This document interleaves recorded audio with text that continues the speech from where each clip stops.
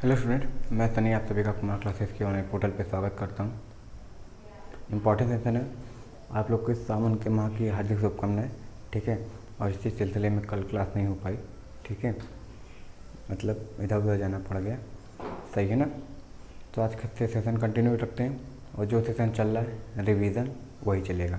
ठीक है, और रिवीजन का मतलब ये नहीं कि हम कथा पाची में बैठे हैं। ठीक है, जो जो इम्पोर्टेंट है, जो तुमको लगता है कि हाँ इतने समय में हो जाएगा, ठीक है, और करना भी ज़रूरी है। ठीक है, क्योंकि मतलब एक सेट दो सेट लगा रहे हो तो उसके बाद थ्योरी भी हल्की फुल्की पढ़नी आवश्यकता है। तो थ्योरी के बजाय जो रिवीजन सेशन है वो भी देख लो तो वो भी सफिशिएंट है। नहीं देख पा रहे हो 2x स्पीड में कर लो, 2 गुणे x यानी 2 गुने स्पीड से देख लो, तब भी कोई दिक्कत नहीं है, मगर करना बहुत ज़्यादा ज़रूरी है। ठीक है, तो एक सेशन न्यूमेरिकल का पहले हुआ था। ठीक है, आई मीन फ्राइडे या सैटरडे को हुआ था, और ये दूसरा सेशन आज है। ठीक है, उसी का पार्ट 2 है। अब आगे भी कुछ न्यूमेरिकल के फॉर्मूले हैं, वो भी ज़्यादा इंपॉर्टेंट है, जो उस पर भी सवाल पूछते हैं और थ्योरी तो बना लेता है कि इसके समानुपाती है तो व्युत्क्रमानुपाती होने क्या होगा, फलाने बना, ये बढ़ेगा तो ये घटेगा नहीं। तो इससे रिलेटेड अधिक सवाल पूछते हैं। तो केवल न्यूमेरिकल ही नहीं, उससे जो संबंध बना के पूछता है उसमें भी बहुत तुमको मदद होने वाली है।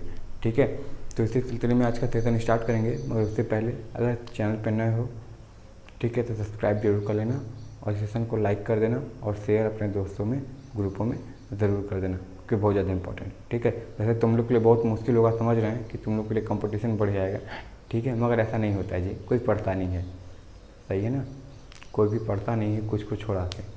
सही ना, आ जाता है, ठीक है, विजिट कर लिए, क्या दिया है यार, कोई कॉमेडी वीडियो तो नहीं है, लिंक पे क्या करेगा, कर देगा। ठीक है, फिर उसके बाद देखने का किसको, ठीक है ना, समझ लो क्या करना चाह रहे हैं। सही है ना, तो चलो लाइक और शेयर जरूर कर देना जो देखेगा पहले आके। सही है ना, तो चलो कल क्वेश्चन नंबर 37 यानी 37 प्रश्न पिछले वाले में हो गए थे, और 37 से आगे जितने भी फॉर्मूले हैं वो आगे देखते हैं। ठीक है, देखो पहला क्वेश्चन यानी पहला फार्मूला, Z बराबर R plus minus JX impedance होता है।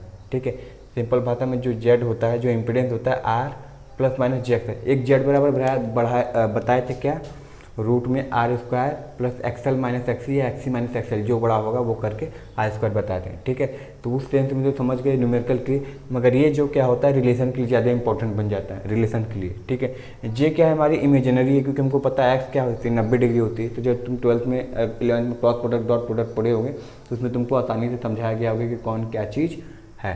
ठीक है ना, समझ में आया, तो वही चीज़ है।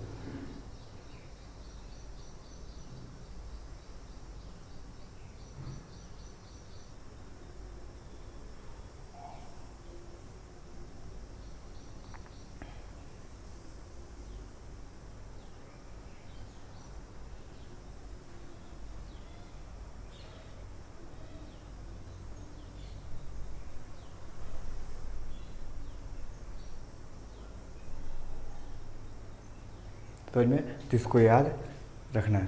थोड़ा सा टिक करे से गड़बड़ हो गया था।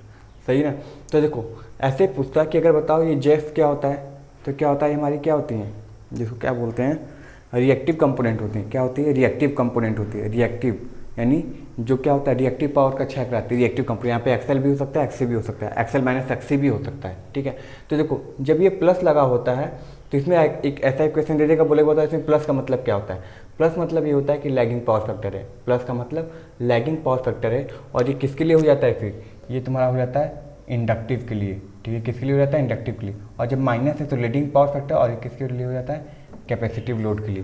तो ये फार्मूला बहुत ज़्यादा इंपॉर्टेंट है, इसको याद रखना है। ठीक है, फिर अगला हो गए, तो फिर यहाँ पे जो एक्सएल एक्सी की वैल्यू रखे वो किसके बराबर है, क्योंकि डायरेक्ट सवाल तो मतलब टेक्निकल पेपर में तो ईजी भी पूछता है। ठीक है, तो डायरेक्ट पूछ देगा एक्सएल बराबर कितना होता है, 2πfl। तो 2πfl को यानी 2πf की वैल्यू ओमेगा होती है तो ओमेगा एल भी लिख सकते हैं। ठीक है, अगर ऐसे करोगे तो ओमेगा एल भी आ जाएगा। और एक्सी बराबर कितना होता है, जिसको कैपेसिटिव रिएक्टेंस बोलते हैं। ठीक है, यानी प्रेरक की प्रतिघात बोलते हैं। तो 1/2πfc होता है, और चाहो तो 2πf को ओमेगा सी भी लिख दो, कोई दिक्कत नहीं है। तो यहाँ पे न्यूमेरिकल भी एग्जांपल बन जाते हैं, और एक थ्योरी भी पूछता है कि बताओ फ्रीक्वेंसी बढ़ाने पे इसका मान क्या होगा, इसका मान क्या होगा। ठीक है, तो ये तुम्हारा था क्या, इम्पिडेंस के बारे में था। ये हमारा किसका एडमिटेंस होता है, वाई, जो कि जस्ट किसका उल्टा होता है, इम्पिडेंस का उल्टा होता है, या फिर जिसको व्युत्क्रम बोल दे तो कोई गलत नहीं होगा। ये बराबर क्या होता है, जी होता है। देखो अगर जेड का उल्टा y हुआ है तो r का उल्टा g होगा, x का उल्टा b होगा, याद रखना। यानी ये इम्पिडेंस था, ये एडमिटेंस हुआ, ये रेसिस्टेंस है, ये कंडक्टेंस हो जाएगा, ये रिएक्टेंस था तो उसका उल्टा ससेप्टेंस हो जाएगा, क्या हो जाएगा, ससेप्टेंस।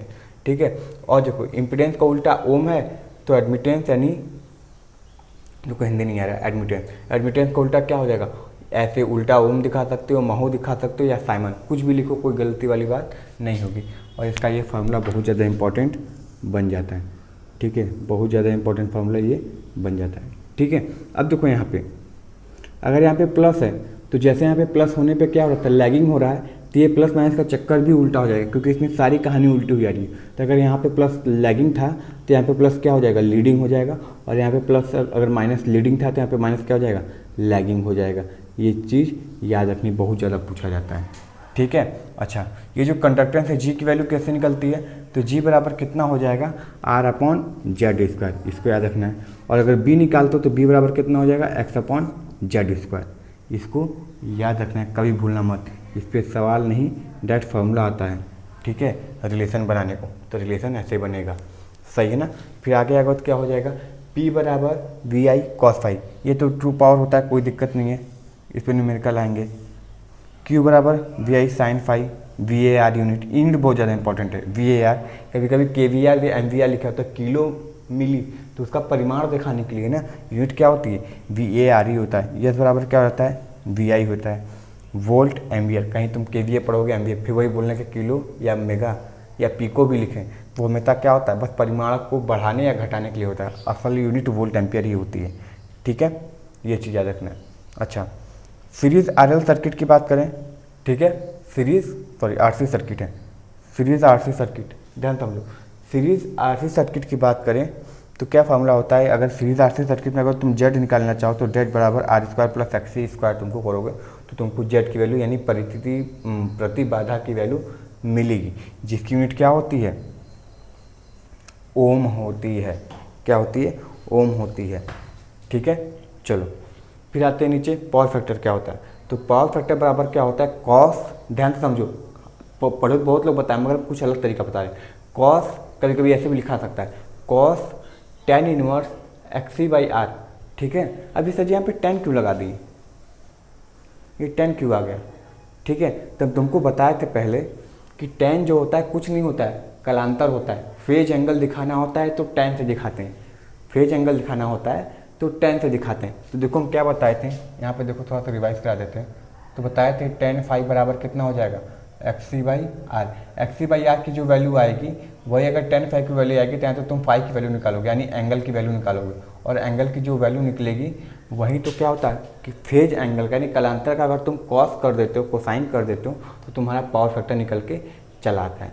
ठीक है, पावर फैक्टर निकल के चला आता है। तो ये जो इतनी ब्रैकेट में देख रहे हो ना, ये कुछ नहीं है, बस ये तुम्हारी फाई की वैल्यू है। किसकी वैल्यू है, ये केवल तुम्हारे फाई की वैल्यू है, यानी कलांतर की वैल्यू है, और उसका कॉस कर दो तो तुम्हारा क्या निकल कर आ जाएगा, पावर फैक्टर निकल कर चला आएगा। इसको हटा देने, ज़्यादा कन्फ्यूजन हो गई, सही है। तो ये कहानी चली थी, तो ये फार्मूला याद रखना बहुत ज़्यादा इंपॉर्टेंट है। सारे वैसे फॉर्मूले इंपॉर्टेंट, सारी एक चीज़ दिखाएं जो बस वही इंपॉर्टेंट है। RL सर्किट में आओगे तो फिर वही Z बराबर R² + XL² का रूट कर दोगे। ठीक है, फिर पावर फैक्टर निकालोगे तो वही तरीका हो जाएगा। ठीक है, अब आओ series RLC circuit. Series RLC circuit पहले तुम लोग के उसमें नहीं है तो नहीं बता रहे, जो इंपॉर्टेंट है वो तुमको इससे पहले वाले जब AC सर्किट पढ़ाए थे, AC सर्किट करके थ्योरी करके, तो उसमें सारी चीज़ बता दिए थे, रेजोनेंस फलाना ढिमकाना बता के कौन किस में मैग्नीफाई हुआ कौन नहीं हुआ, पावर फैक्टर सीरीज में कितनी पैरेलल में होती, वो सारी चीज़ें बता दिए थे। ठीक है, चलो अब सीरीज RLC सर्किट की बात करोगे तो Z बराबर कितना हो जाएगा, √R², XL, ये माइनस का साइन नहीं लगाएं, ये सिमिलरिटी के एक तरीके से लगाएं, जो बड़ा है तुमको वो देख लो, उसको पहले रख दो और छोटा वाले को घटा के स्क्वायर कर दो। ठीक है, यही करना है। और कॉस कैसे निकलेगा, फिर वही कहानी है, XC मान यहाँ पे था, XL है तो XL का मान, XC है कहाँ गए, XC नीचे है तो यहाँ पे XC का मान रहती है, इसीलिए XL - XC, XC - XL जो है वो वैल्यू रख के बटे 8 कर दो, तुम्हारा पावर फैक्टर निकल के चला आएगा। ये सारी कहानी चल रही थी तुम्हारी, इतनी ज़्यादा इंपॉर्टेंट है इसमें बस। ठीक है, और सीरीज रेजोनेंस में आओगे यानी अनुनादी सर्किट में, सीरीज RLC अनुनादी सर्किट में आओगे तो क्या होता है उसमें तुम्हारी क्या हो जाती है, XL XC के बराबर यानी प्रेरकीय प्रतिघात संधारित्र प्रतिघात के बराबर हो जाती है, कोई दिक्कत नहीं है। पहला सबसे इम्पोर्टेंट चीज़ देखो, ऐसे करके पूछेगा 3 दे देगा, 5 ऑप्शन रहेंगे ना, 5 देगा, इनमें से कौन सा सत्य नहीं है, सीरीज रेजोनेंस के लिए निम्न में से कौन सा सत्य नहीं है, ये दे देगा, ये दे देगा, ये दे देगा, एक दे देगा ऑल ऑफ द अबव, ठीक है, और एक दे देगा नॉन ऑफ द अबव, ठीक है। तो बोलोगे ये तो सत्य है, और सत्य वाला कौन सा है, इनमें से कोई नहीं, क्योंकि ये सभी सत्य हैं, तो नॉन ऑफ द अबव मार दोगे, ठीक है, असत्य वाले के लिए। तो ऐसे करके ऑप्शन रहेगा 3, ये भी होता है सीरीज रेजोनेंस पे और ये भी होता है सीरीज रेजोनेंस पे, इसको याद रखना है, ठीक है। अच्छा,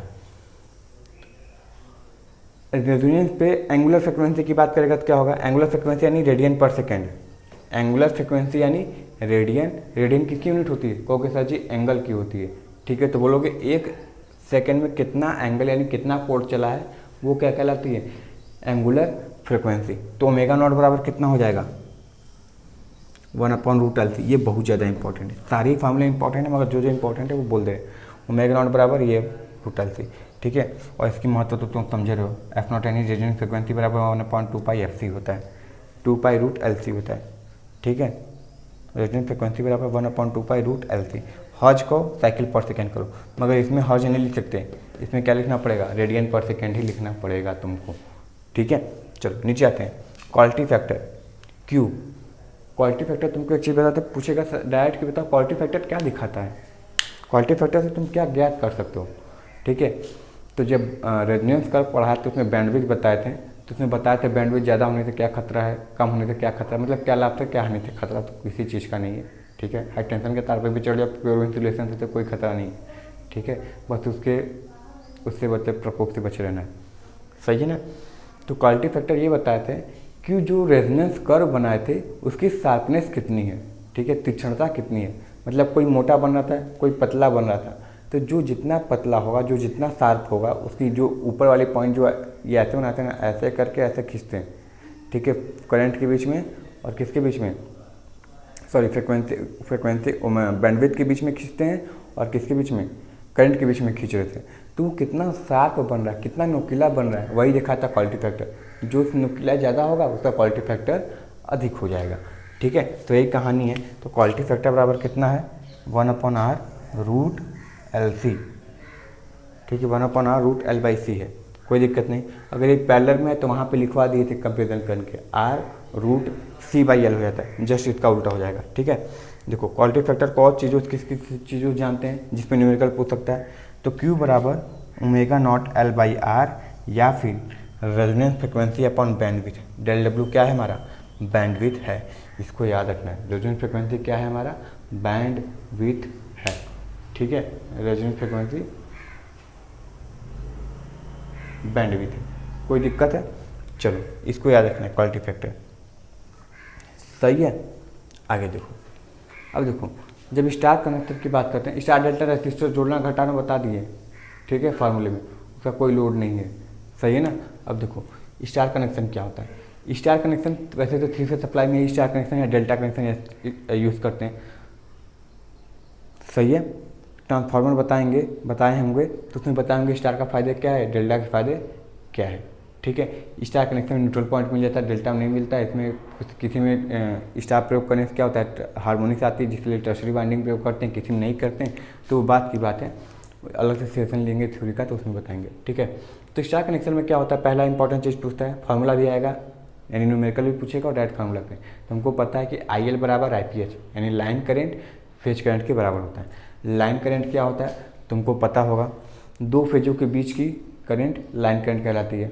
2 फेज के बीच की जो 2 फेजों के बीच में जो धारा बह रही है उसको लाइन करंट कहते हैं।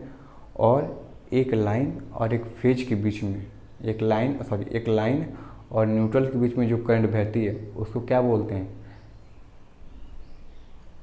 फेज करंट, ठीक है, इसको याद रखना।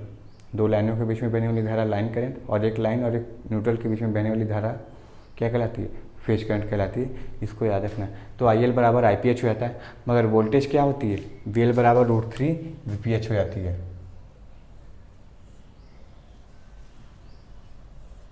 सही है, इसको याद रखना, V बराबर √3 VPH। पावर देखिए स्टार कनेक्शन में तो क्या होता है, जब लाइन करंट और लाइन वोल्टेज दिया रहेगा तो P बराबर √3 VL/IL cos फाई रहता है। कभी कभी क्या होता है, फेज वोल्टेज और लाइन वोल्टेज देता है, ठीक है, सॉरी फेज वोल्टेज और फेज करंट दे देता है, ठीक है। तो लोग क्या करते हैं, वैसे उससे भी आंसर आएगा कि पहले उसको क्या करते हैं, लाइन में बदलते हैं √3 या √3 से मल्टीप्लाई करके उसको पहले उसमें बदलते हैं, बदलने के बाद तब इस वाले फॉर्मूले लगते हैं, जो कि फेज वोल्टेज या फेज करंट दिया है। तो तुम चाहो तो नीचे वाला भी रख के यही फार्मूला निकाल, ये फार्मूला डायरेक्ट रखोगे तो बात वही आएगी, कोई आंसर में नहीं आएगा। तो इसको याद रखना, ठीक है, इस चीज़ को याद रखना। अगला देखो, अगला क्या कहता है, डेल्टा। डेल्टा पता है हमको, न्यूट्रल नहीं होता है, ठीक है। तो IL बराबर क्या होता है, √3 IPH होता है, लाइन का लेंथ √3 ऑफ फेज करंट का। इसमें फेज वोल्टेज और लाइन वोल्टेज आपस में बराबर होते हैं, कोई अंतर नहीं होता है। इन सब पे थ्योरी और न्यूमेरिकल जरूर आएगा जी, ठीक है, रिलेशन भी। फिर सेम फार्मूला, कोई अंतर नहीं होता है फार्मूले में, कोई भी अंतर नहीं होता है फार्मूले में, ठीक है, ये होता है। कॉम्प्लेक्स पावर क्या होता है, कॉम्प्लेक्स पावर वो पावर है जिससे तुम एक साथ क्या कर सकते हो, रियल पावर और रिएक्टिव पावर दोनों एक साथ ज्ञात कर सकते हो, कोई अंतर नहीं होती है, ठीक है। एक फॉर्मूला दे देगा, V दे देगा, I की वैल्यू दे देगा, ठीक है। तुमसे बोलेगा रियल पावर और रिएक्टिव पावर बताओ, क्या दे देगा तुमको, V की वैल्यू दे देगा, I की वैल्यू दे देगा, और तुमसे पूछेगा कि इसमें बताओ कि रियल पावर कौन सा है, अपेरेंट पावर कौन सा है, ठीक है, सही है ना। और उसमें कोई J का कॉन्जुगेट करके दे देगा फलाने का, ठीक है, J का उसमें कोई भुला देगा। तो तुमसे पूछेगा तो कॉम्प्लेक्स पावर क्या होता है, तो देखो कॉम्प्लेक्स पावर बराबर P real plus minus J reactive होता है। जब कहेगा कि पावर फैक्टर लैगिंग है तो प्लस कर दोगे, अगर बोलेगा लीडिंग है तो माइनस कर देना पड़ेगा, ठीक है, इसको याद रखना है। यानी ये फॉर्मूला बहुत ज़्यादा इंपॉर्टेंट रहता है,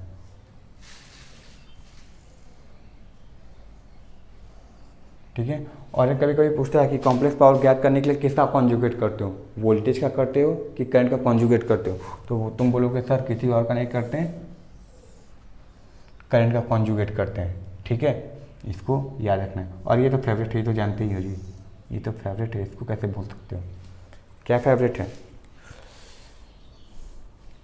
क्या फेवरेट है कि 2 वाट मीटर लगे हुए हैं, ठीक है। 2 वाट मीटर मेथड प्रयोग किया जो अनबैलेंस और बैलेंसिंग लोड दोनों को मेजर करता है, मगर ये चर्चा का विषय नहीं। चर्चा का विषय ये है कि एक वाट मीटर 0 रीड कर रहा है, दूसरा 0.5 रीड कर रहा है, या फिर दोनों ही यूनिटी रीड कर रहे हैं, या फिर एक नेगेटिव एक पॉजिटिव रीड कर रहा है, मगर इक्वल साइन का, जैसे 5 -5 तो +5 रीड कर रहा है। तो ये बताओ उसके बीच का एक्चुअल पावर फैक्टर कितना होगा, ठीक है, कितना पावर फैक्टर होगा। तो उसको तो रट्टा मारे हो कि .10 जूता 0.5 होगा तो पावर फैक्टर 0 हो जाएगी। दोनों में बराबर है, W1 बराबर W2 है तो पावर फैक्टर यूनिटी हो जाएगी। ऐसे अगर एक पॉजिटिव एक नेगेटिव है तो उसका क्या हो जाता है, 0 पावर फैक्टर बन जाता है, ठीक है। ऐसे करके याद किए होगा ना, किसी का 0 इनमें से किसी एक का 0 हो गया तो पावर फैक्टर 0.5 हो गया, ठीक है ना। ऐसे करके याद किए हो तो उसको याद करने का तरीका ठीक है, मगर JEE लेवल पर जाओगे तो ऐसे वैल्यू दी होगी ना कि तुम भूल जाओगे याद किया हुआ, ठीक है ना। तो वैल्यू कैसे रहेगी, 33.5 वाट, 35.5 वाट आई है, एक की रीडिंग 33.5 वाट, दूसरे की 35.5 वाट। चलो बताओ एग्जैक्ट पावर फैक्टर क्या होगा। तो उसके लिए फार्मूला लगा होता है, फाई बराबर 10 inverse √3 W1 - W2 upon W1 + W2। यहाँ से तुम्हारी क्या होगी, फाई की वैल्यू निकलेगी। अब जो फाई की वैल्यू होगी यानी तुम्हारा क्या है पता है, देखो यहाँ पे फिर 10 आ गया, यानी ये तुम्हारे 3 फेज में कलांतर कितने, ये निकल गया। और तुमको पता है अगर कलांतर निकल गया तो उसका कोसाइन कर दोगे, यानी कॉस से मल्टीप्लाई कर दोगे तो तुम्हारी पावर फैक्टर निकल के चली आएगी। तो वो चीज़ यहाँ से आया, ठीक है। कहीं पे भी अगर तुम कोई सर्किट दिया हुआ है, याद रखो कहीं पे भी सर्किट दिया है और तुमको मैक्सिमम पावर ट्रांसफ़र करना है, यानी तुम वोल्टेज लगाए और तुम चाहते हो कि इसका पूरा मैक्सिमम पावर हमारा किस पे जाए, बल्ब पे जाए, लोड पे जाए, फैन पे जाए, टीवी पे जाए, पंखा पे जाए, वैक्यूम क्लीनर, इलेक्ट्रिक कुकर, किसी पे भी जाए, हीटर पे, ठीक है। तो उसके लिए फॉर्मूला क्या होना चाहिए, जो तुम्हारा आर इंटरनल है, तुम्हारा जो अंदरूनी जो सर्किट उठ के फाइंड जिसके लॉस है, वो अगर लोड के लॉस लोड के रेसिस्टेंस है, यानी हीटर है उसका 1 ओम है, तो तुम्हारे आंतरिक प्रतिरोध, बैटरी, फलाना ढिमकाना सब पर मिलाकर भी आंतरिक प्रतिरोध अगर वो भी 1 ओम के बराबर आ रहा है तो समझ जाओ तुम्हारा मैक्सिमम पावर ट्रांसफ़र होगा। उसके लिए फार्मूला क्या होता है, P max बराबर, वैसे ये तुमको उसमें बताए होंगे जब सर्किट थ्योरी पढ़ा रहे होंगे DC तब, पी मैक्स बराबर we T H square upon 4 R T H होता है। पी मैक्स बराबर we T H square upon 4 R T H. अब देख लो इनमें से क्या तुमको इम्पोर्टेंट नहीं लग रहा है, ठीक है। जो इम्पोर्टेंट नहीं लग रहा है, तुम अगर कोई 3 भी बता दोगे सर ये इम्पोर्टेंट नहीं, इस पे से नहीं आ सकता ना, तो क्या करेंगे, कुछ नहीं करेंगे, ठीक है। दोबारा फिर ही बताएंगे कि तुमको इम्पोर्टेंट नहीं लग रहा है ना, मगर इम्पोर्टेंट है, सही है ना, मजाक हो रहा है, ठीक है, सीरियस मत लेना।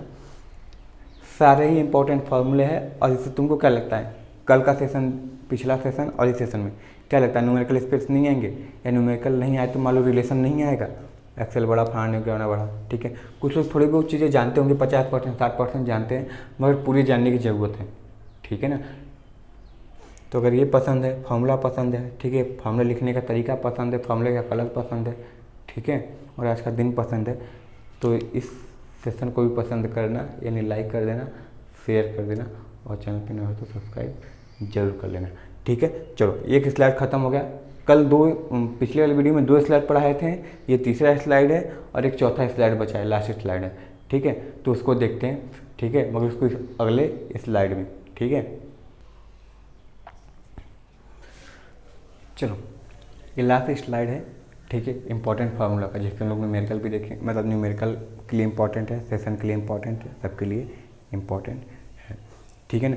तो इसमें टोटल 85 फार्मूले हुए हैं, ठीक है, 85 ही अभी है, अभी पढ़ोगे तभी और तुमको मिलेगा। अभी तो secondary to primary, primary to secondary transfer करना है, ऐसा बताने के इसमें भी फार्मूले होते हैं, ठीक है। इक्विवेलेंट सर्किट ड्राम के फार्मूले होते हैं, किसी भी मशीन के लिए लोगे, ठीक है। तो उसको नहीं बताया गया क्योंकि तुम लोग के लेवल में अभी वो नहीं, तो फिलहाल जितने लेवल में है, ठीक है, उतने बताया गया। और इस पर जेई वाले के लिए भी तो सवाल पक्का आते हैं, सही ना। देखो पहला, ट्रांसफार्मर का ईएमएफ इक्वेशन कितना होता है, इस पर सवाल आते हैं। ट्रांसफार्मर का ईएमएफ इक्वेशन कितना होता है, तो बोलोगे 4.445 मैक्सिमम, यानी मैक्सिमम फ्लक्स फ्रिक्वेंसी इंटू कितने टर्न है, ठीक है। ये क्या होता है, प्रत्येक टर्न करता है, ये N1 की तरफ भी निकलेगा, ये N2 की तरफ भी निकलेगा, ठीक है, सबके लिए अलग अलग निकलता है। N2 का कुछ अलग आएगा ईएमएफ, और N1 का कुछ अलग आएगा, क्योंकि नंबर ऑफ टर्न क्या हो जाएंगे, बदल जाएंगे। इसको दूसरी तरफ से लिखना चाहो तो देखो ये फार्मूला बहुत ज़्यादा इंपॉर्टेंट बन जाता है, ठीक है, याद रखना, बहुत ज़्यादा इंपॉर्टेंट क्वेश्चन है। अच्छा, इसको चाहो तो इस तरीके से भी लिख लो, कोई दिक्कत नहीं है। इस वाले फार्मूले पे भी लिखोगे तो कोई दिक्कत नहीं है, क्योंकि हमको पता है कि इसको b बराबर और कुछ नहीं किया है, फाई अपॉन नहीं किया है, तो फाई की जगह क्या लिख दिया, b इंटू ए लिख दिया, तो b इंटू ए यहाँ पर भी लिख दी। तो जो वैल्यू लिखे नहीं दिया है तो दूसरे में कन्वर्ट कर लिए, ठीक है। ट्रांसफॉर्मेशन रेशियो बहुत ज़्यादा इंपॉर्टेंट है, तो k बराबर N2 अपॉन N1, ये तब जानते हो, ठीक है, ईएमएफ। तो इस पर सवाल आते हैं, तुम देखे होगे, प्राइमरी में इतना, सेकेंडरी में इतना, फलाने में इतना, तो बताओ ढिमकाने में कितना होगा, सही है। ये जो टर्न रेशियो k की वैल्यू 1 से अधिक होने का मतलब इसका ही जलवा है पूरे, ठीक है। ट्रांसफार्मर में अगर k की वैल्यू 1 से 1 है तो क्या हो जाएगी, स्टेप अप हो जाएगी, और 1 से कम है तो स्टेप डाउन हो जाएगी, इसको याद रखना है, ठीक है। वर्किंग करंट क्या होता है, देखो एक क्या होता है, हम नो लोड करंट निकालते हैं, ठीक है, नो लोड सर्किट डायग्राम बनाते हैं जिसमें नो लोड ज्ञात करते हैं, ठीक है। जिसमें क्या होता है, 90 डिग्री का कलांतर बनता है, आइडियल की बात करें 90 डिग्री का कलांतर बनता है, ठीक है। और क्या होता है, आइडियल केस की बात करें 90 डिग्री कलांतर बनता है, उसमें मैग्नेटाइजिंग करंट क्या होता है, केवल आयरन लॉस कराने के लिए होता है, ठीक है। आयरन लॉस के लिए केवल मैग्नेटाइजिंग करंट इंपॉर्टेंट होता है, तो उसके लिए जो वर्किंग करंट की बात करते हैं, ठीक है। और प्रैक्टिकल में बात करोगे तो 75 से 90 डिग्री बन जाता है वही एंगल, सही है ना। तो ये सारी चीज़ें, तो जो वर्किंग करंट होता है, जो क्या होता है, प्राइमरी में केवल और केवल ईएमएफ इंड्यूस कराता है नो लोड पे, वो कितना हो जाता है, आई बराबर आई नॉट बराबर आई डब्ल्यू बराबर आई नॉट कॉस फाई नॉट। और देखो ये जो वर्किंग कंपोनेंट की वैल्यू होती है, वर्किंग करंट की वैल्यू होती है, वो कितनी होती है, ज़्यादा नहीं होती है। फुल लोड करंट का, यानी फुल पे मान लो 10 एम्पियर है, तो 2 से 3 ही %, यानी 10 एम्पियर का 2 से 3 निकालोगे तो 2 से 3 एम्पियर है। यानी जो वर्किंग करंट होता है नो लोड पे 2 से 3 ही एम्पियर होता है फुल लोड करंट का, यानी 10 एम्पियर का, ठीक है। मैग्नेटाइजिंग करंट बहुत ज़्यादा इंपॉर्टेंट है, तो मैग्नेटाइजिंग करंट आई एम से दिखाते हैं, और इसका फार्मूला क्या होता है, I M I naught phi naught, ठीक है, साइन फाई नॉट। ये बहुत ज़्यादा इंपॉर्टेंट है, याद रखना है। वोल्टेज रेगुलेशन तो समझ ही रहो क्या है महत्व, वोल्टेज रेगुलेशन का महत्व क्या है समझ रहे हो, ठीक है। तो क्या हो जाएगा हमारा, वोल्टेज रेगुलेशन हो जाएगा no load minus full load upon full load हो जाता है। परसेंटेज में होगा तो यहाँ पे भी परसेंटेज होगा, यहाँ पे 100 से मल्टीप्लाई कर देना होगा, ठीक है ना। चलिए देखो, एक नोट करके लिखना है क्या इंपॉर्टेंट पॉइंट। कभी कोई पूछता है कि ट्रांसफार्मर में बताओ वोल्टेज रेगुलेशन मिनिमम कब होगा। ट्रांसफार्मर में वोल्टेज रेगुलेशन मिनिमम कब हो सकता है या जीरो कब हो सकता है, तो बोलोगे सर जी जब पावर फैक्टर लीडिंग पे रहता है। जब लीडिंग पावर फैक्टर रहता है तो ओवरऑल वैल्यू जो होती है ट्रांसफार्मर की वो मिनिमम हो जाती है या नेगेटिव में हो जाएगी, जीरो हो जाती है। ठीक है, इस चीज़ को याद रखना है। सही है। और ट्रांसफार्मर की एफिशिएंसी की बात करें, किसी भी मशीन की एफिशिएंसी की बात करोगे तो क्या होता है, हमेशा आउटपुट अपॉन इनपुट होता है। ठीक है, आउटपुट अपॉन इनपुट होता है। मगर इनपुट क्या लेती है, तो तुम यही बोलोगे कि सर जी आउटपुट अपॉन इनपुट होता है, सही है। मगर जो इनपुट है वो किसके बराबर होगा, जितना हम आउटपुट में दिए और अंदर जितना क्षय हो गया, आउटपुट का और अंदर जितना लॉस हो गया उसको जोड़ दें तो क्या वो इनपुट के बराबर नहीं हो जाएगा। ठीक है, जैसे 10 एम्पियर है, 3 एम्पियर हम अंदर खा गया, 7 एम्पियर बाहर दिया, तो टोटल जोड़ दिए तो 10 एम्पियर के बराबर हो गया। इसलिए ये इंपॉर्टेंट फार्मूला बन जाता है। ठीक है, ये वाला। चलो ये हो गया। अब जो कभी कभी पूछता है कि बताओ इतने रेटिंग पे 250 रेटिंग पे पी आई और पी सी की वैल्यू इतनी, यानी आयरन लॉस कॉपर लॉस की वैल्यू इतनी है, तो बताओ किस रेटिंग पे हमको मैक्सिमम एफिशिएंसी प्राप्त होगी ट्रांसफार्मर की। ठीक है, तो उसका फार्मूला क्या होता है, KV rating of maximum efficiency is equal to full load पे जो केवी रेटिंग था वो, और रूट में आयरन लॉस बटे कॉपर लॉस कर देते हैं, तो ये हमारा निकल कर चला जाता है। ठीक है, मैक्सिमम एफिशिएंसी वाली केस, इसको याद रखना है। ठीक है, चलो अब एक अगला आता है क्या, ये अल्टरनेटर में आ गया, ये ट्रांसफार्मर चला भी इतना, ये अल्टरनेटर में आ गया। जो इंपॉर्टेंट फॉर्मूले बस वही। पिच फैक्टर पूछता है कभी कभी, पिच फैक्टर क्या होता है, तो sir ji cos alpha by 2 होता है, यानी केसी से दिखाते हैं और इसकी वैल्यू क्या होती है, कॉस अल्फा बाई 2 होती है। और पिच फैक्टर की वैल्यू हमेशा क्या होती है, 1 से कम होती है। क्वाइल पिच बोला, क्वाइल स्पैन बोले, कोई भी बोले, बात एक ही है। ठीक है, पिच फैक्टर बोल दे, क्वाइल स्पैन बोल दे, या क्वाइल फैक्टर बोल दें, या फिर पिच फैक्टर बोले, बात एक ही है, केपी की वैल्यू 1 से कम होती है। ठीक है, अब डिस्ट्रीब्यूशन फैक्टर की बात करें केडी की, तो केडी का फार्मूला ये होता है, इसको याद रखना है, sine M beta by 2, M sine beta by 2। जहाँ पे एम क्या होता है, इस पर तो सवाल आ रहे हैं। ठीक है, हर एग्जाम में स्लॉट पर पोल फेज होता है किसमें, एम की वैल्यू, और अल्फा की वैल्यू क्या होती है, 180 इंटू पोल अपॉन स्लॉट। ये बहुत ज़्यादा इंपॉर्टेंट है, तो इसको याद रखना है। इसमें जो ईएमएफ इक्वेशन होता है अल्टरनेटर में, वो कितना होता है, तो लगभग थोड़ा बहुत ट्रांसफार्मर की तरह ही दिखता है। EPH बराबर 4.44 KP, यानी pitch factor distribution factor flux 5 into TPH।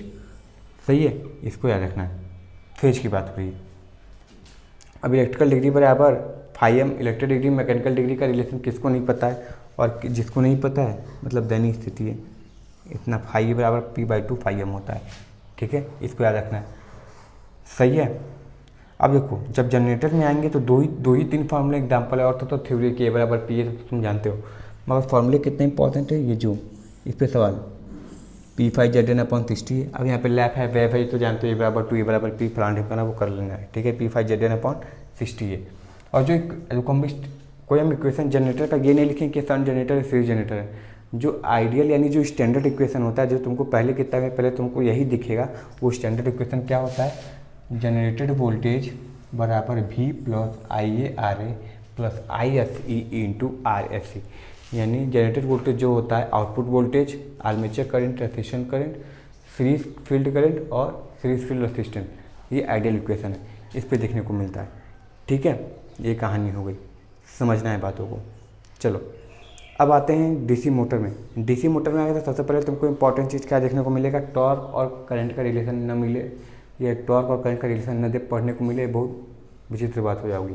ठीक है, तो विचित्र बात इसलिए ना हो, इसलिए पहले सेशन को लाइक कर देना, शेयर कर देना, चैनल पे नहीं हो तो सब्सक्राइब जरूर कर लेना जी। ठीक है, तो अप टू सिचुएशन की बात करते हैं, नहीं सिचुएशन तक तो IA² होता है, और जैसे ही सिचुएशन में पहुंच जाता है फिर ये शंट मोटर वाला टॉर्क अपनाने लगता है, क्योंकि वहाँ पे भी क्या होता है, torque directly proportional to IA होता है और ये सीरीज होता है। इसलिए इसका ग्राफ देखते हो तो क्या होता है, पहले कुछ इस तरीके से आता है, फिर इसके बाद सीधे निकल जाता है, क्योंकि सिचुएशन तक तो अनहाथ अपने मन का पड़ रहा है। फिर जब सिचुएशन पे हो जाएगा, आफ्टर सिचुएशन, इसको सिचुएशन पॉइंट बोलते हैं, सिचुएशन पॉइंट के बाद ये फिर लीनियर रहता है, सीधा निकलने लगता है। ठीक है, तो ग्राफ याद रखना है और ये दोनों कहानी याद रखनी है। सही है। इसमें स्पीड की बात करोगे तो इसको बताने की ज़रूरत नहीं है। कोई भी रिलेशन निकालते हो पहले यही लिखते हो यानी, ठीक है। और ई बी बराबर क्या होता है, भी माइनस आई ए आर ए। अगर ई जी लिखोगे तो भी प्लस आई आर ए हो जाएगा, और ई बी लिखोगे तो भी माइनस आई ए आर ए हो जाता है। तो ई बी की जगह भी minus I A R A upon A 5। इसका उपयोग अधिकतर कहाँ करते हैं, जब कंट्रोलिंग की बात आती है स्पीड में, तो इसी आर्मेचर करंट, फील्ड फ्लक्स, इसी का वैल्यू करा के प्लांट करना करते हैं ना, तो ये बहुत ज़्यादा इंपॉर्टेंट होता है वहाँ पे, ठीक है। और पूछता है कहता हूँ कि स्टेटर पे जो फील्ड है यानी जो फ्लक्स है वो किस स्पीड से घूमता है, तो बोलते हो सर जी एन एस बराबर 20/P, कोई पूछने की बात है, ठीक है। तो वहाँ से ये निकल जाएगा। और स्लिप स्पीड क्या होता है, तो बोलोगे सर जी स्लिप स्पीड कुछ और नहीं है, सिंक्रोनस स्पीड कितनी होती है यानी स्टेटर फील्ड या रोटर पे भी जो फील्ड है यानी जो फ्लक्स है जी, क्योंकि दोनों की सिंक्रोनस स्पीड तो सेम होती है, वो रोटर की स्पीड कम हो जाती है, फ्लक्स की सेम रहती है। तो जितनी भी वो फ्लक्स घूम रहा है माइनस रोटर की स्पीड क्या है, यही हमारी क्या कहलाती है, स्लीप स्पीड कहलाती है। स्लीप स्पीड कहलाती है, N S minus N R. Slip नहीं बोले हैं, स्लीप स्पीड कितनी होती, तो उन दोनों की स्पीड का अंतर होता है। अब यहाँ पे स्लिप परसेंटेज की बात करो तब यहाँ पे आएगा था जी N S minus N R upon N S into 100, क्योंकि परसेंटेज में बोला है, ठीक है। और केवल स्लिप होता है तो N S minus N R upon N S हो जाता है, ठीक है, याद रखना। और अगर रोटर फ्रिक्वेंसी की बात करता है तो रोटर फ्रिक्वेंसी बराबर कितना हो जाता है, अधिकतर इस पर सवाल आते हैं, तो एफ आर बराबर एस इंटू एफ। एस क्या है हमारी स्लीप है, और एफ क्या है हमारी स्टैंडर्ड फ्रिक्वेंसी जो सप्लाई फ्रिक्वेंसी है वो एफ है, और एफ आर हमारी रेजोनेंस फ्रिक्वेंसी है। टॉर्क की बात करते हो तो टॉर्क बराबर कितना होता है, पावर अपॉन एंगुलर वेलोसिटी, तो पी अपॉन ओमेगा हो जाएगा, ठीक है। किसके लिए, 3 फेज इंडक्शन मोटर के लिए, याद रखना, सही है। ये सब 3 फेज चल रहा है, 3 phase 3 phase 3 phase 3 phase 3 phase. और टॉर्क जो होता है directly proportional to supply voltage के स्क्वायर के होता है। मैक्सिमम टॉर्क पे स्लिप कितनी होती है वो वैल्यू से निकलती है रिलेशन। ये मैक्सिमम टॉर्क की रिलेशन नहीं है, मैक्सिमम टॉर्क पे जो स्लिप होता है उसका रिलेशन है। तो यस बराबर क्या होता है, R2/X2, ठीक है। यानी वह स्लिप जिस पे मैक्सिमम टॉर्क प्राप्त होगा, वह स्लीप जिस पे मैक्सिमम टॉर्क प्राप्त होगा, वह मैक्सिमम टॉर्क नहीं, वह स्लिप बताओ जिस पे मैक्सिमम टॉर्क प्राप्त होगा, तो उस स्लिप का मान R2/X2 रहता है, ठीक है। इसके याद रखना। यानी वो क्या होता है, रोटर रिएक्टेंस पे डिपेंड करता है। मैक्सिमम टॉर्क कभी भी रोटर रेसिस्टेंस पे या रिएक्टेंस पे डिपेंड नहीं करता है, इसको याद रखना, ठीक है। सॉरी रिएक्टेंस बोले, रेसिस्टेंस पे डिपेंड नहीं करता है। देखो ये torque directly proportional to slip है, और ये torque inversely proportional to slip है, और दोनों ही सेम है, दोनों ही इंडक्शन मोटर के लिए, मगर अलग अलग केस के लिए। देखो ये जो होता है torque directly proportional to speed, ये जब रनिंग कंडीशन होता है, जब नॉर्मल स्पीड पकड़ लेती है तब ये torque directly proportional to speed होता है, मगर जब स्टार्टिंग होता है इंडक्शन मोटर का तब ये torque inversely proportional to 1/S होता है। इसको याद रखना है, ठीक है, बहुत ज़्यादा इंपॉर्टेंट है। तो सारे फॉर्मूले यहाँ पे भी कवर हो गए, यानी 4 स्लाइड दिए तुमको, 4 स्लाइड तुम समझ सकते हो महत्व क्या है, सही है। तो इसको बढ़िया से रगड़ना है और पढ़ना है मन लगा के, ठीक है। कहीं कहीं पेपर देख रहे होगे, सेट हम देख रहे थे संडे को, इस तरीके से सेट बना रहे हैं कि जैसे वो IPS बनवा रहे हैं, ठीक है। तो उन सब चीज़ों पर डिमोरलाइज नहीं हो रहा है, ठीक है। तुमको जितना आता है अच्छा आता है, सही ना, बस उसको क्या है कैप्चुलेट करने की आवश्यकता है। तो ज़्यादा घबराना मत कि सर जी इसमें तो 50 बन रहा है, 60 बन रहा है, ठीक है, उससे कोई मैटर नहीं कर रहा, वो लेवल देखें, ठीक है ना। तो अपने लेवल पे तैयारी रखो, कोई दिक्कत नहीं। ITI का ही पूछेगा, सही ना। वो कब हो जाते हैं DFCCIL वाले जो अलग ही लेवल चलता है, तो मतलब एक के चक्कर में तुम अब मान लो एक चैप्टर से तुमको 10 आ रहे हैं और एक चैप्टर से कोई एक आ रहा है, ठीक है। तो तुम जो 10 चैप्टर वाला उसको अच्छे पढ़ोगे कि एक चैप्टर वाला, ठीक है ना। तो वही कॉन्सेप्ट वहाँ पे भी लगाना है, समझदार हो, सही है ना। तो सेशन पसंद आया होगा बाबू तो इसको लाइक कर देना, शेयर कर देना, चैनल पे नया हो तो सब्सक्राइब कर लेना। और कल फिर मिलते हैं एक नई वीडियो के साथ, एक नए सेशन के साथ, एक नए रिवीजन पॉइंट के साथ, ठीक है। चलो, thank you very much and all the very best.